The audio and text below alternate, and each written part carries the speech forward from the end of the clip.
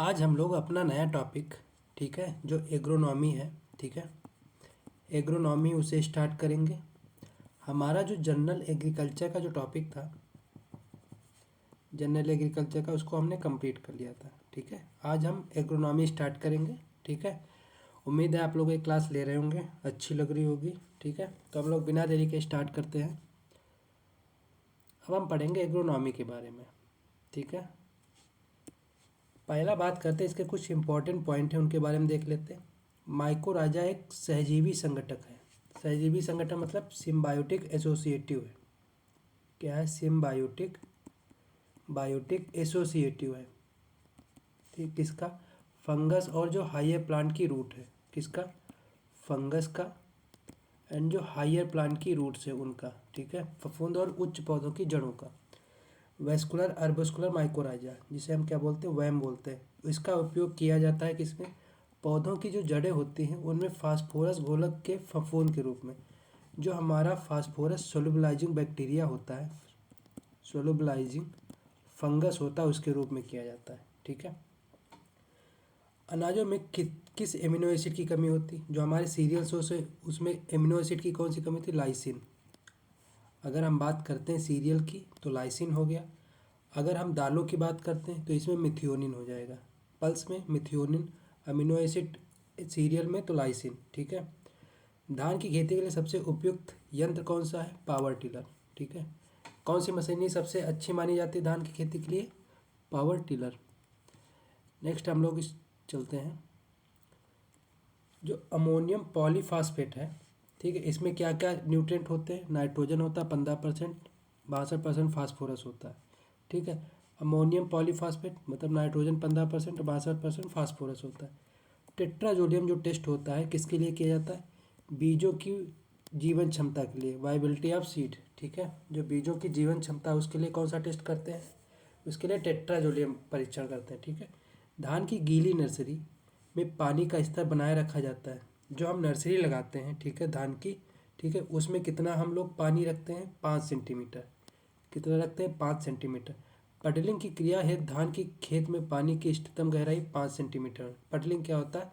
हम लोग जब पानी भरते हैं किसी फील्ड में धान लगाने के लिए, तो उसमें क्या करते हैं? उसको बराबर करते हैं। ठीक है, तो बराबर होने के लिए उसमें कितनी पानी होना चाहिए? 5% होना चाहिए। अल्ट्रा वायलेट जो किरणें होती है, रेज होती है, किसके द्वारा अवशोषित की जाती है? ओजोन परत द्वारा। किसके द्वारा? ओजोन परत द्वारा। ठीक है, नेक्स्ट हम बात करते हैं, IARI के पहले भारतीय निदेशक कौन थे? बी विश्वनाथ थे। गेहूं में सिंचाई की सबसे महत्वपूर्ण अवस्था CRI stage, crown root initiation जिसे बोलते हैं, 21 दिन पे होती। धान की झूमिंग खेती अपनाई जाती है भारत के पूर्वी क्षेत्र में, जो नॉर्थ ईस्टर्न रीजन है भारत का, वहाँ पे झूमिंग कल्टीवेशन अपनाया जाता है। सस्टेनेबल एग्रीकल्चर का मूल उद्देश्य क्या है?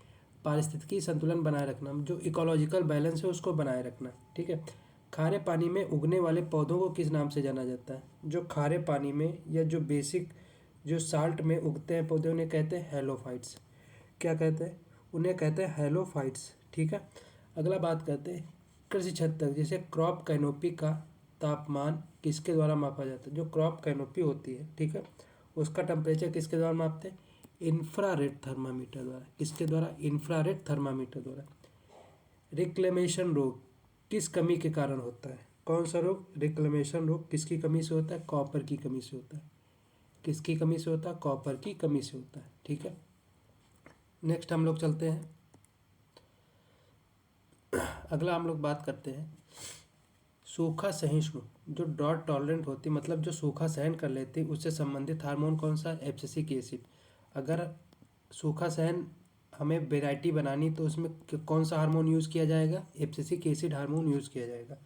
कृषि में पशुधन का योगदान कितना है? जो हम एग्रीकल्चर पूरा करते हैं ना, उसमें अगर हम एनिमल हस्बेंड्री या डेयरी को मिला दें तो कितना परसेंट योगदान होता है? 29.7%, या लगभग 30% इसे मान सकते हैं।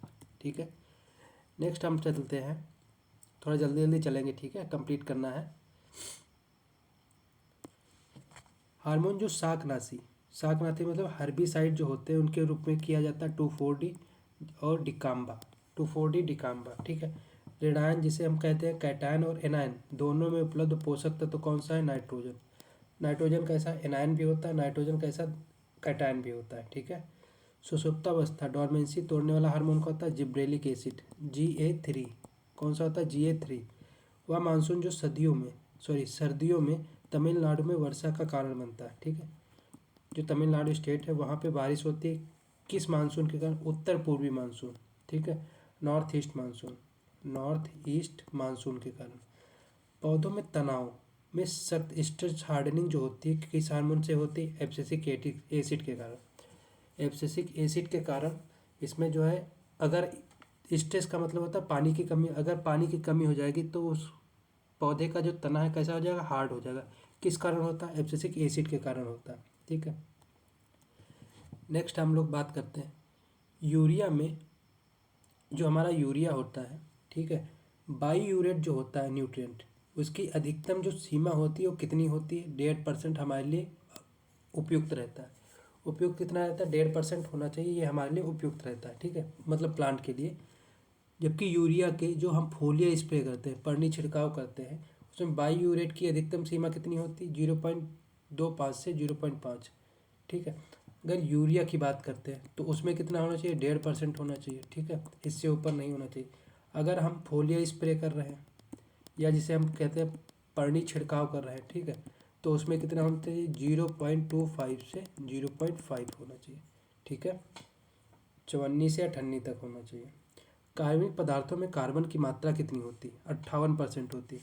कितनी होती है? 58% होती है। गेहूं में प्रयुक्त जो बायो फर्टिलाइजर होता है कौन सा होता है? एजेटोबैक्टर होता है। गेहूं में कौन सा बायो फर्टिलाइजर यूज़ करते हैं? एजेटोबैक्टर यूज़ करते हैं, ठीक है। ज्वार एवं घासों में इस्तेमाल होने वाला जो बायो फर्टिलाइजर वो कौन सा है? एजोस्पाइरिलम। ज्वार और जो हमारी ग्रासेस हैं, ठीक है, उनमें कौन सा यूज़ करते हैं bio fertilizer? Azospirillum. Vertical mulch का उपयोग किस प्रकार की मिट्टी में किया जाता है? काली कपास की मिट्टी, जो ब्लैक कॉटन सॉयल है, ठीक है, ब्लैक कॉटन सॉयल है, उसमें कौन सी मल्च का यूज़ किया जाता है? वर्टिकल मल्च का यूज़ किया जाता है। पोषक तत्वों की आवश्यकता के मापदंड किसके द्वारा दिए गए? आर्नन एंड स्टाउट द्वारा। कब? 1939 में। आर्नन और स्टाउट द्वारा कब? 1939 में दिए गए, ठीक है। इनके द्वारा इनके कंडीशंस बताई गई, कौन सा पोषक तत्व हो सकता है, किस प्रकार की उसकी कंडीशन होनी चाहिए, ठीक है। नेक्स्ट हम बात करते हैं, अगला हमारा है जो हम गेहूं के लिए इष्टतम, ठीक, जो लाइन टू लाइन दूरी कितनी रखते हैं? 22.5 सेंटीमीटर रखते हैं। अगर हम गेहूं बो रहे हैं, ठीक है, ये लाइन है ये लाइन, तो इसके बीच की दूरी कितनी होनी चाहिए? 22.5 सेंटीमीटर, मतलब 22.5 सेंटीमीटर इसके बीच की दूरी होनी चाहिए, ठीक है। गेहूं की गैर परंपरागत क्षेत्र कौन सा है? पूर्वी भारत। जो ईस्टर्न क्षेत्र है गैर परंपरागत, वहाँ पर गेहूं उगाया नहीं जा सकता है। भारत में आमतौर पर इस्तेमाल होने वाला प्रमुख फास्फोरस कौन सा है?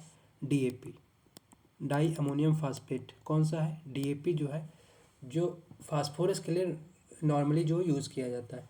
बाद में फास्फोरस उर्वरक है तो DAP का अच्छा विकल्प, अगर हम DAP ना यूज़ करें तो उससे बेटर हमें विकल्प कौन सा? MAP, muriate of potash, sorry MAP और SSP, सिंगल सुपर फास्फेट, ठीक है। और मोनो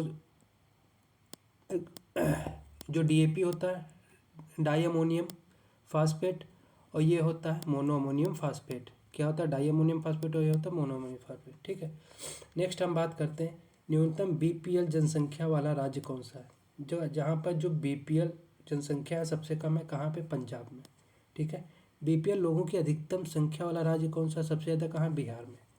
अगर मिनिमम की बात करें तो कहाँ है BPL वाले? पंजाब में है, सॉरी, हाँ। और मैक्सिमम की बात करें तो BPL वाले कहाँ हैं? बिहार में, ठीक है। गन्ने के लिए अधिक अनुकूल जैव उर्वरक कौन सा है? जो गन्ने के लिए बायो फर्टिलाइजर? एजोटोबैक्टर। अभी मैंने पढ़ा था, हम लोगों ने पढ़ा था, जो हमारा वीट था, गेहूँ था, उसके लिए कौन सा था? वो भी एजोटोबैक्टर था, एजोटोबैक्टर था। और जो गन्ने की बात करते हैं, ठीक है, गन्ने की बात करते हैं, ये भी क्या है? एजोटोबैक्टर है, ठीक है, एजोटोबैक्टर है। और आगे हमने पढ़ा था ज्वार प्लस घास के लिए कौन सा पढ़ा था? एजोस्पाइरिलम पढ़ा था, ठीक है। कौन सा पढ़ा था? एजोस्पाइरिलम पढ़ा था, ठीक।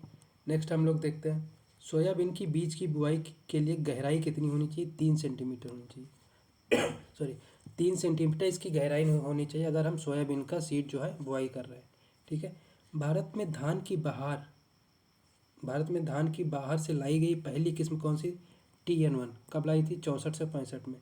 TN1 का मतलब टाइचुंग नेटिव। क्या होता है? टाइचुंग नेटिव। ठीक, TN1 का मतलब क्या होता है? टाइचुंग नेटिव 1। ठीक है, पहली जो भारत में धान की बाहर से लाई गई फसल है किस्म है। ठीक है, नेक्स्ट हम लोग चलते हैं। भारतीय सरसों को जाना जाता है, जो इंडियन मस्टर्ड है, उसे किस नाम से? ब्रेसिका जंसिया। किस नाम से जाना जाता है? ब्रेसिका जंसिया के नाम से जाना जाता है। विस्फोटक उर्वरक कौन सा है? Ammonium nitrate. कौन सा है? Ammonium nitrate. भारत का सबसे प्रमुख मिट्टी जो ग्रुप है, जो सॉयल, सबसे पहले जो सॉयल ग्रुप है या सॉयल ऑर्डर कहते हैं, वो कौन सा सबसे ज़्यादा है? वो है एलुवियल। कौन सा है? जलोढ़ मिट्टी का जो ग्रुप है सबसे इम्पॉर्टेंट है। नेक्स्ट हम मूव करते हैं अगले पेज पे। नेक्स्ट हमारा है सिंगल सुपर फास्फेट में सल्फर की मात्रा कितनी होती है? 12% होती है। कितनी होती है? सल्फर की मात्रा 12% और 16% होती है हमारी क्या? फास्फोरस होती है। अगर सल्फर की मात्रा की बात करें तो 12% और 16% फास्फोरस होता है। ठीक है, भारतीय मिट्टी में कौन सा जो माइक्रो न्यूट्रिएंट है, सूक्ष्म पोषक तत्व है, उसकी सर्वाधिक कमी पाई जाती है? जिंक।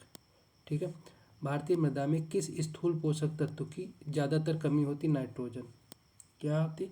जो स्थूल पोषक तत्व है वो नाइट्रोजन है। ये मेजर हो गया, या माइक्रो से बोलते हैं, ये हो गया माइक्रो। अगर माइक्रो की बात करें कौन सा तत्व की कमी है? जिंक की। अगर मैक्रो की बात करते हैं नाइट्रोजन की। स्पाइक टूथ हैरो एक प्रकार का यंत्र है सेकेंडरी टीलेज का। किस प्रकार का यंत्र है? सेकेंडरी टीलेज का यंत्र है। ठीक है, मिट्टी की अम्लता को सही करने के लिए सबसे अधिक उपयोग किया जाने वाला सामग्री चूना। ठीक है, मान लिया सॉइल हमारी बेसिक हो गई, ठीक है, क्षारीय हो गई, तो उसको अगर हम सही करना है तो कौन सा उसमें यूज़ करेंगे? उसमें यूज़ करेंगे हम लोग क्या? चूना। क्या यूज़ करेंगे? उसमें हम लोग चूना यूज़ करेंगे, लाइम। ठीक है, नेक्स्ट हम बात करते हैं दियारा। खेती विधि का उपयोग किन फसलों में किया जाता है? जो हमारी कुकुरबिटेसी की होती है। दियारा क्या मतलब होता है? दियारा जो हमारे नदियों के साइड वाला जो क्षेत्र होता है वो होता है दियारा। ठीक है, वहाँ पे हम लोग ज़्यादातर जैसे खीरा, ककड़ी, कद्दू वगैरह ये सब चीज़ें उगाते हैं। ठीक है, जो कि हमारी जायद ऋतु की फसलें होती हैं। तो वहाँ पे हम लोग ज़्यादातर कुकुरबिटेसी कुल की उगाते हैं, इसीलिए इसमें कुकुरबिटेसी कुल का नाम दिया गया है। ठीक है, नेक्स्ट हम बात करते हैं जो हमारे ऑर्गेनिक मैटर होते हैं उनका CN रेशियो कितना होता है? 10:1 होता है। कितना होता है? 10:1 होता है। राष्ट्रीय बीज अधिनियम कब पारित हुआ? 1966 में। राष्ट्रीय बीज अधिनियम कब पारित हुआ? 1966 में। राष्ट्रीय बीज निगम कब बना? 1963 में। ठीक है, जड़ों को बढ़ावा देने वाला hormone IBA, indole butyric acid. कौन सा होता है? Indole butyric acid. फूल और फल सेटिंग हार्मोन कौन सा? Indole acetic acid. सॉरी, जो फूल और फल सेटिंग हार्मोन कौन सा? Indole acetic acid. जड़ों को बढ़ावा देने वाला हार्मोन कौन सा? Indole butyric acid. Bench tracing कब तब की जाती है? जब ढलान अधिक हो 16 से 33%। अगर हम बेंच टेरेसिंग कर रहे हैं, ठीक है, बेंच टेरेसिंग कर रहे हैं तो उसके ढलान कितनी होनी चाहिए? 16 से 33% होनी चाहिए। कितनी? 16 से 33%। ठीक है, द्रव्यमान प्रति इकाई आयतन कहलाता है स्थूल घनत्व। अगर बल्क डेंसिटी की बात करते हैं, ठीक है, बल्क डेंसिटी की बात करते हैं तो हमारा जो मास होता है, मतलब द्रव्यमान होता है या वजन होता है, ठीक है, उसका पर यूनिट जो हमारा वॉल्यूम होता है उसको हम क्या कहते हैं? बल्क डेंसिटी कहते हैं। ठीक है, डिस्क हल का उपयोग किया जाता है हार्ड या कठोर मृदा में। पहला मानव निर्मित अनाज ट्रिटिकेल। कौन सा है? ट्रिटिकेल है। ठीक है, नाइट्रोजन के लिए सबसे सस्ता उर्वरक कौन सा है? यूरिया। जिसमें कितनी? 46% नाइट्रोजन पाई जाती है। कितनी? 46% नाइट्रोजन पाई जाती है। यूरिया हाइड्रोलिसिस का पहला उत्पाद क्या है? Ammonium carbamate. अगर यूरिया का हाइड्रोलिसिस करते हैं, ठीक है, उसका सबसे पहला प्रोडक्ट कौन सा है? अमोनियम कार्बामेट है। कौन सा? अमोनियम कार्बामेट है। ठीक है, नाबार्ड की स्थापना किसकी सिफारिश पर की गई? शिवरमन कमेटी की।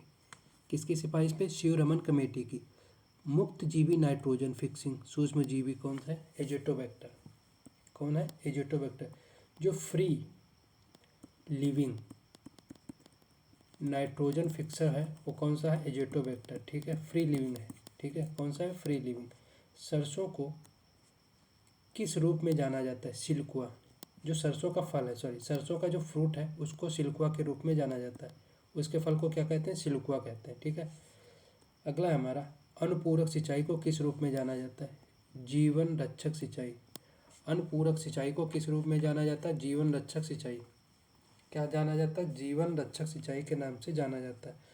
अनुपूरक मतलब supplement irrigation, supplement irrigation, supplement irrigation, उसको किस नाम से जाना जाता है? जीवन रक्षक सिंचाई या लाइफ सेविंग इरिगेशन। भारत में प्रमुख कृषि आयातित वस्तु कौन सी? खाद्य तेल। जो एडिबल ऑयल है हमारा, उसको सबसे ज़्यादा आयात या इंपोर्ट किया जाता है। कितना? 65%। लूनीश्री किसकी किस्म है? सुपर राइस की। अगर लूनीश्री की बात करते हैं तो किसकी वैरायटी है? ये है सुपर राइस की। एक ही पौधे पर अलग अलग नर और मादा पुष्पों का पाया जाना किस रूप में जाना जाता है? मोनोसियस। मैंने आपको बताया है, जो हमारी सुंदर सीरीज चल रही है, तो मैंने आपको बताया है कि मोनोसियस, डाइसियस, ये सब क्या होते हैं। ठीक है। राष्ट्रीय जैव विविधता बोर्ड, ठीक है, ये कब कहाँ पे है? ये नई दिल्ली में है। राष्ट्रीय जैव विविधता प्राधिकरण अथॉरिटी कहाँ है? ये चेन्नई में। अगर बोर्ड की बात करते हैं ये नई दिल्ली में, अगर अथॉरिटी की बात करते हैं ये कहाँ है? चेन्नई में। ठीक है। नेक्स्ट हम लोग चलते हैं, अगला है हमारा, ब्यूफोर्ट स्केल का उपयोग मापने के लिए क्या मापने के लिए किया जाता है? पवन बल। जो हमारी विंड फोर्स होती है, ठीक है, जो हमारी विंड फोर्स होती है उसको मापने के लिए किसका उपयोग करते हैं? ब्यूफोर्ट स्केल का। किसका यूज़ करते हैं? ब्यूफोर्ट स्केल का यूज़ करते हैं। ठीक है। एक मानक बार का मान कितना होता है? 1013.25 MB, मिली बार। ठीक है। MB मतलब मिली बार होता है। 1013.25 मिली बार होता है एक मानक बार का मान। ठीक है। एक मानक बार का मान। ठीक है। नेक्स्ट हम बात करते हैं, अगला हमारा है, अंकुरों को मरना, अंकुरों का मरना, या जिसे हम डाई बैक बोलते हैं, किस तत्व की कमी से होता है? कॉपर से होता है। अगर हम बात करते हैं डाई बैक रोग, किसकी कमी से होता है? कॉपर की कमी से होता है। ठीक है। पत्तियों पर जो ग्रे रंग का धब्बा पड़ जाता है, इस घटना जो होती है किसकी कमी के कारण होती है? मैग्नीज की। अगर हम डाई बैक की बात करते हैं यानी कॉपर होगा, ग्रे धब्बा पड़ जाता है यानी मैग्नीज की कमी से। गन्ने का सबसे विनाशकारी रोग गन्ने की लाल सड़न रोग होता है। ठीक है। Red rot of sugar cane जो होता है कोलोट्रिट्राइकम फल्केटम के कारण। आलू के कंद पैदा होते हैं स्टोलन तने से। किसका फॉर्म होता है? ये स्टेम का भाग होता है। कौन सा? ट्यूबर। ठीक है। अगर जो हमारा पोटैटो ट्यूबर होता है वो किसका ट्रांसफॉर्मेशन भाग होता है? वो होता है स्टेम का। ट्रेंच विधि में गन्ने की बुआई किस को रोकने में मददगार है? अगर ट्रेंच विधि हम गन्ने की बुआई करते हैं तो कौन सी ऐसी चीज़ रोकते हैं जो हमें मदद पहुंचाती है? हम क्रॉप लॉगिंग से बचते हैं। क्रॉप लॉगिंग का मतलब जब हमारी फसलें गिर जाती हैं उससे हम लोग बचते हैं कि इस प्रकार ट्रेंचिंग करते हैं। बीज उद्देश्य के लिए गाजर को उगाया जाता है बाइनियल मतलब द्विवर्षीय। अगर हम एक वर्षीय उगाते हैं यानी कि हम गाजर की प्रोडक्शन के लिए उगा रहे हैं। अगर हमें सीड प्राप्त करना तो उसको हम 2 साल के लिए उगाते हैं। बोरान पौधों के लिए हानिकारक है जब मात्रा 3 ppm से अधिक होती है। अगर बोरान की मात्रा 3 ppm से अधिक होती तो वह पौधों के लिए हानिकारक होती है। ठीक है। पौधों के लिए क्या होती है? हानिकारक होती है। नेक्स्ट हम बात करते हैं, अगले पे चलते हैं हम लोग। अगला है हमारा, किस फसल में अनाज की अधिक उत्पादकता होती है? मक्का में। ठीक है। हमारी जो फसल है, ठीक है, अनाज की सबसे ज़्यादा उत्पादकता किस में होती है? प्रोडक्टिविटी मक्का में। क्योलिन किस तरह का एंटी ट्रांसपेरेंट है? मैंने आपका लेक्चर एक किया था एंटी ट्रांसपेरेंट वाला, उसमें मैंने आपको बताया था क्योलिन। ये रिफ्लेक्टिंग प्रकार का है। कैसा है? रिफ्लेक्टिंग प्रकार का। साइकोसेल कैसा है? ये वृद्धि अवरोधक हार्मोन है। कैसा है? वृद्धि अवरोधक हार्मोन। मतलब ये प्लांट की ग्रोथ है, प्लांट की ग्रोथ है, ये क्या करता है? ये रोक देता है। प्लांट की ग्रोथ क्या करता है? ये रोक देता है। ठीक है। नेक्स्ट, तिल किस परिवार का है? जो हमारा तिल है वो किस फैमिली से आता है? पैडालिएसी से आता है। किस फैमिली से आता है? पैडालिएसी से आता है। जूट जो हमारा होता है वो किस फैमिली का है? टिलिएसी का है। जूट, टिलिएसी, तिल, पैडालिएसी।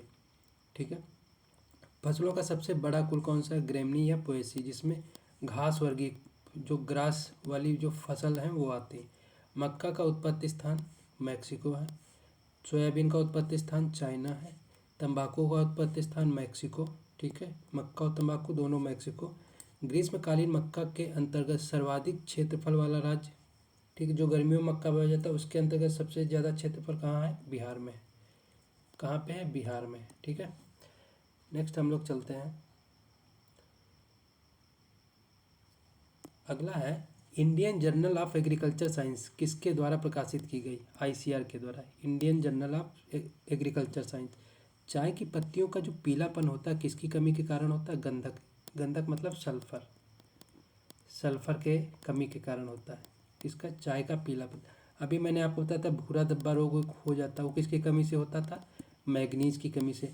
अभी मैंने आपको बताया था एक डाई बैक रोग हो जाता है, डाई बैक होता है उसकी किसकी कमी से? वो कॉपर की कमी से, ठीक है। अगला है हमारा, धान के खेत से निकलने वाली ग्रीन हाउस गैस कौन सी है? मीथेन। कौन सी है? मीथेन।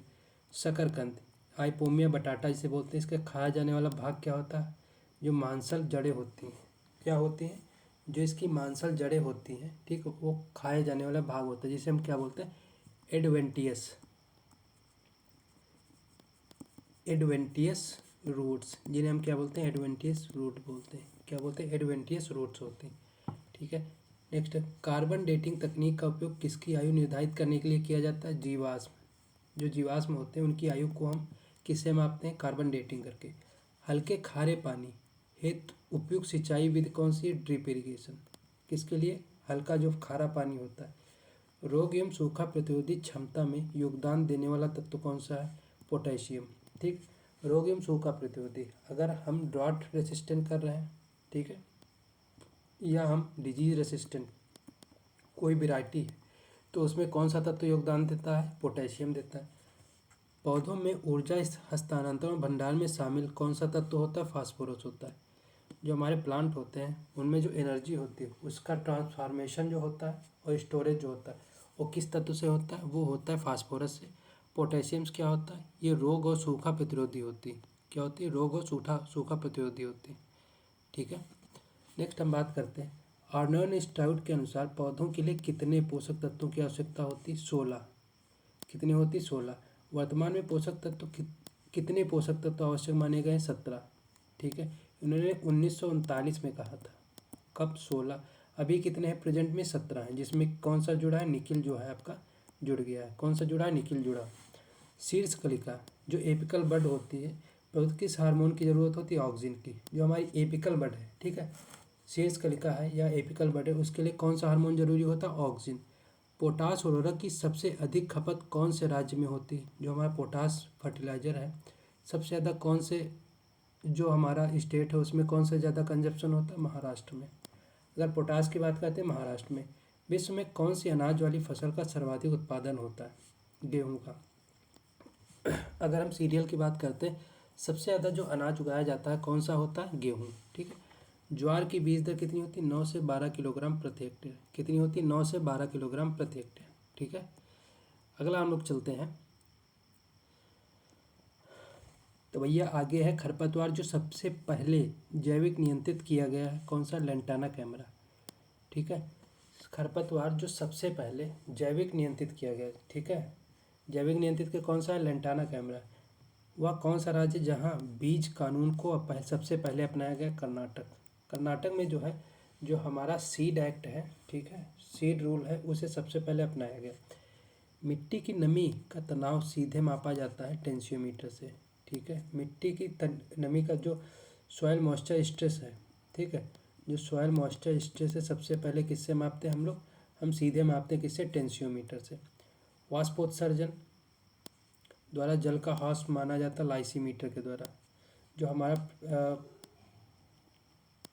हमारा वाष्पोत्सर्जन होता है, ठीक है, जिसे हम बोलते हैं ट्रांसपीरेशन, ठीक है, उससे जो वाटर लॉस होता है वो किसके द्वारा नापते हैं? लाइसीमीटर के द्वारा।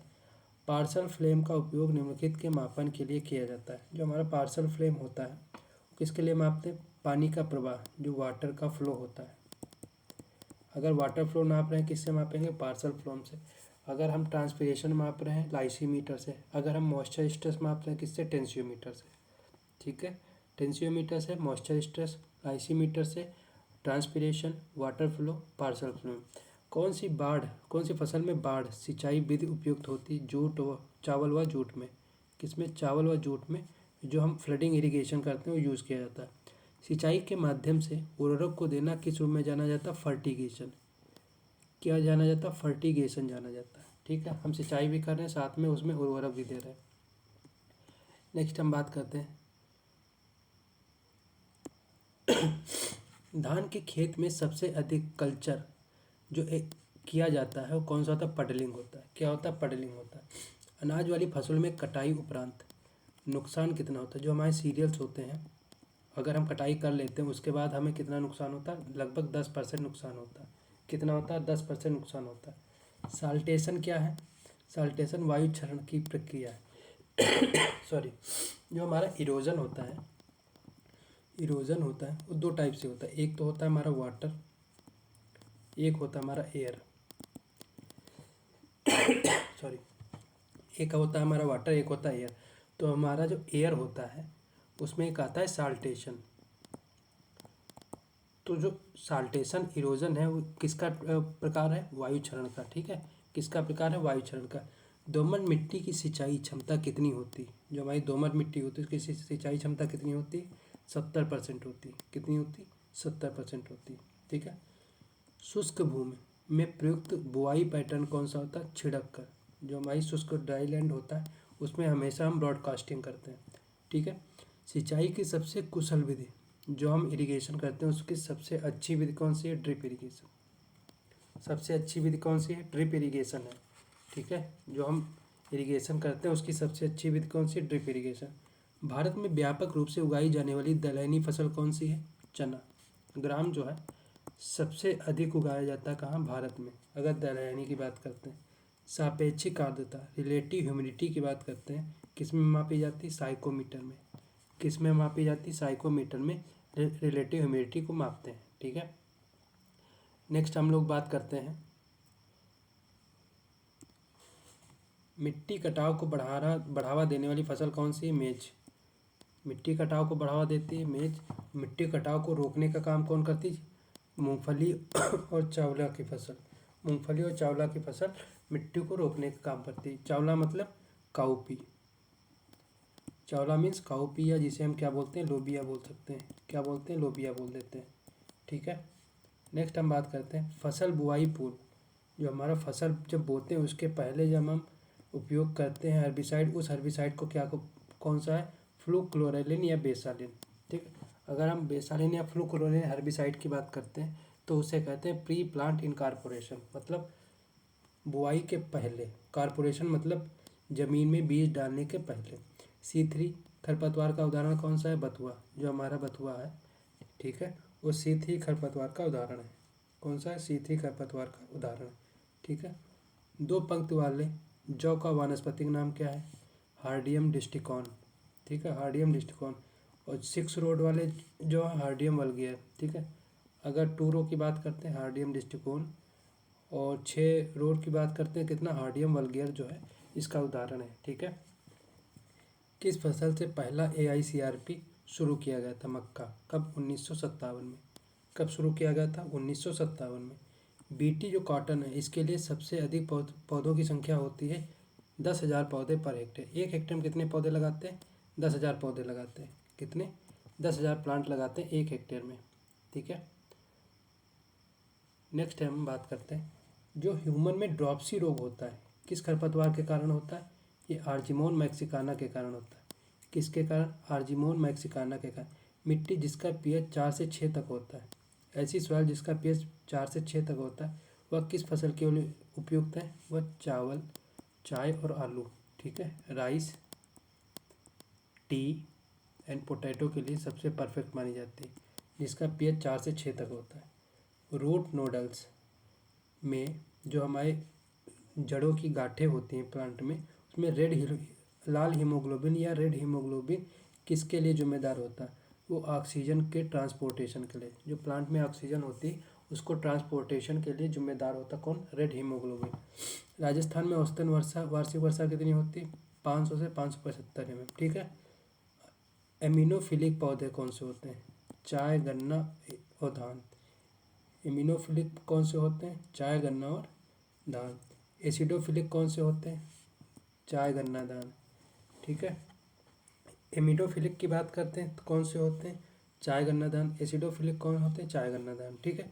सिंचाई के तहत 100% फसली क्षेत्र वाला देश कौन सा है, मिस्र।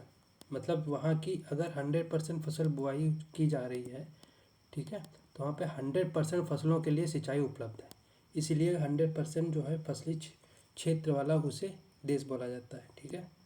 नेक्स्ट हम बात करते हैं सर्वाधिक सिंचाई दक्षता वाला देश। सबसे ज़्यादा जो इरिगेशन इफिशियंसी कहाँ है, इजराइल में, ठीक है। सर्वाधिक सिंचित क्षेत्रफल वाला देश कौन सा, भारत, ठीक है। सबसे ज़्यादा सिंचित क्षेत्रफल कहाँ, इरिगेटेड एरिया कहाँ है, भारत में है।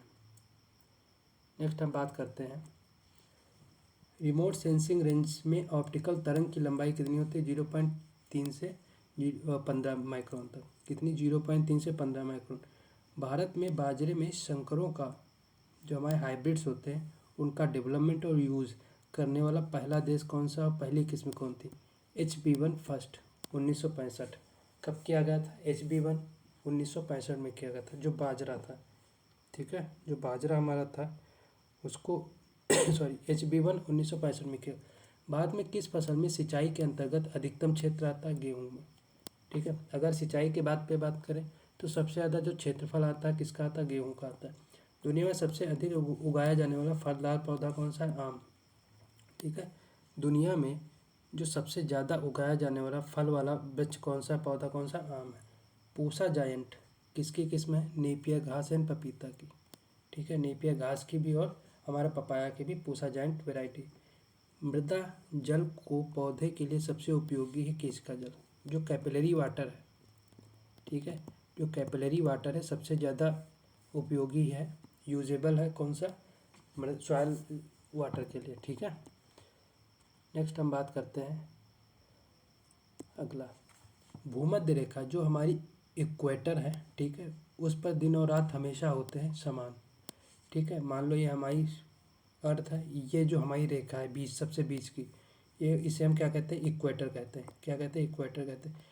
इस पे जो रहता है, इस रेखा पे रहता है, वहाँ पे रात और दिन क्या होते हैं, बराबर होते हैं, ठीक है, क्योंकि ये बीचों बीच पृथ्वी के बनी हुई है। वायुमंडलीय दबाव हमेशा क्या होता है, हमेशा घटता है ऊंचाई के साथ। अगर हम बात करते हैं एटमॉस्फेरिक प्रेशर की, ठीक है, तो एटमॉस्फेरिक प्रेशर क्या होता है, जो हमारा ग्रेविटेशनल फोर्स होता है, ठीक, उसके अकॉर्डिंग लगता है। तो हम जितना ऊपर तक जाते रहेंगे तो हमारा ग्रेविटेशनल फोर्स क्या होता है, कम होता जाएगा, और एटमॉस्फेरिक प्रेशर भी क्या होता जाएगा, कम होता जाएगा, ठीक है। जो हॉरिजॉन्टल हीट होती का गर्म क्षेत्र से ठंडे क्षेत्र में स्थानांतरित होना किस प्रभाव में जाना जाता है, क्लॉथ लाइन इफेक्ट, ठीक है। जो हमारी हॉरिजॉन्टल हॉरिजॉन्टल मतलब इस टाइप से अगर हमारी हीट होती है, तो मान लो इधर हॉट एरिया है, इधर धीरे धीरे क्या मूव हो गया, इधर क्या था, ठंडा क्षेत्र था। तो जब गर्म से ठंडे की ओर हमारा हीट जाती है तो उसे क्या कहते हैं, उसे क्लॉथ लाइन इफेक्ट कहते हैं। क्या कहते हैं, cloth line effect. Vertical heat का गर्म क्षेत्र से ठंडे क्षेत्र की ओर स्थानांतरित, ये ओएसिस इफेक्ट होता है। क्या होता है, ओएसिस इफेक्ट होता है। मतलब इस तरीके से अगर हीट इधर जाती है तो ये होता है क्लॉथ लाइन इफेक्ट, और ये जब ऊपर से नीचे की तरफ हीट आती है, ठीक है, तो ये होता है ओएसिस इफेक्ट। क्या होता है, oasis effect. Nitrogen reductase enzyme कौन सा है, नाइट्रोजिनेज, ठीक है। जो नाइट्रोजन रिडक्टेज एंजाइम है कौन सा है, नाइट्रोजिनेज है। नेक्स्ट हम बात करते हैं नाइट्रोजन रिडक्शन कौन सा न्यूट्रिएंट है, ठीक है। जो नाइट्रोजन रिडक्शन होता है उसका जो न्यूट्रिएंट है कौन सा, मॉलिब्डेनम। कौन सा न्यूट्रिएंट है, मॉलिब्डेनम उसका न्यूट्रिएंट है। अधिकांश क्षेत्र की फसलों को इष्टतम विकास के लिए किस पीएच रेंज की आवश्यकता होती है, 6.5 से 7। जो हमारा 6.5 से 7 है, इसमें जो सबसे ज़्यादा फसलें हैं उगाई जाती हैं। इसलिए ज़्यादातर फसलों में किस प्रकृति की होती, ज़्यादातर फसलें अम्लीय होती हैं। क्या होती, ज़्यादातर जो हमारी क्रॉप्स होती कैसी होती, एसिडिक होती। कैसी होती, एसिडिक होती, क्योंकि ये जो टेम्परेचर एसिडिक टू न्यूट्रल है। एक फसल के लिए आवश्यक पानी की गहराई को किस रूप में जाना जाता है, डेल्टा में, ठीक है। मान लो हमारी धान की किस्म है, ठीक है, इसमें हमें पता है कि कितनी गहराई पानी की आवश्यकता, तो इसी पानी की गहराई को हम क्या कहेंगे, डेल्टा कहेंगे। पानी की एक क्यूसिक डिस्चार्ज से सिंचित क्षेत्र क्या कहलाता है, ड्यूटी कहलाता है। क्या कहलाता है, ड्यूटी कहलाता है। किस फसल की सिंचाई की आपूर्ति के लिए कुल दिनों की अवधि को किस नाम से जाना जाता है? आधार, बेस पीरियड जाना जाता है। किस किस नाम से जाना जाता है? बेस पीरियड के नाम से जाना जाता है। मतलब जो एक फसल है, ठीक है, उसमें हम सिंचाई की आपूर्ति के जितने भी दिन होते हैं, ठीक है, उसको हम जानते हैं बेस पीरियड के नाम से। सूरजमुखी के तेल में बासी बदबू जो रेंसिडिटी होती है किस कारण से आती है? वो आती है ऑक्सीकरण से। किस कारण से आती? वो आती है हमारे ऑक्सीकरण से, ठीक है, ऑक्सीडेशन से। नेक्स्ट हम बात करते हैं